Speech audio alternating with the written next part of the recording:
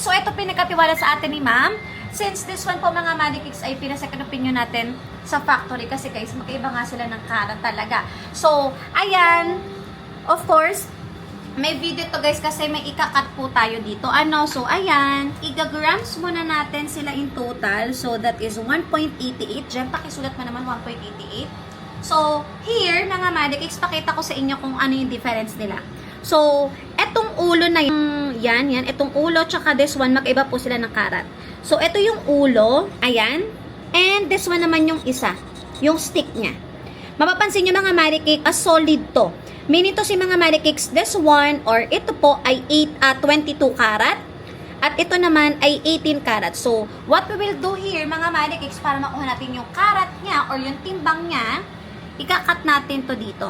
Para makuha natin, guys. So, ayan na siya, guys. Tatanggalan natin yung isang hikaw naman. Isang pair. Aray. Sakit, ah. So, ayan siya, mga Madikicks. So, this time, guys, matitimbang na natin siya ng tamang uri, tamang presyo, of course. So, ngayon, titimbangin natin ulit siya, pangkalahatan, kanina 1.88. So, dapat 1.88 to. Okay. Timbangin natin. Gawin mo ng photographer ko. Nag-aano talaga. Okay, so ayan siya guys. Tingnan naman natin to kung anong karat. Here. Ayan. So usually guys, yung ganyan is 18 karat din siya. So, sa madaling salita mga Madikicks, ang pakaw, ang stick, 18 karat, while this one, ito lang po yung 22 karat. Mga Mari ha, ingat po sa pagbili ng mga ginto.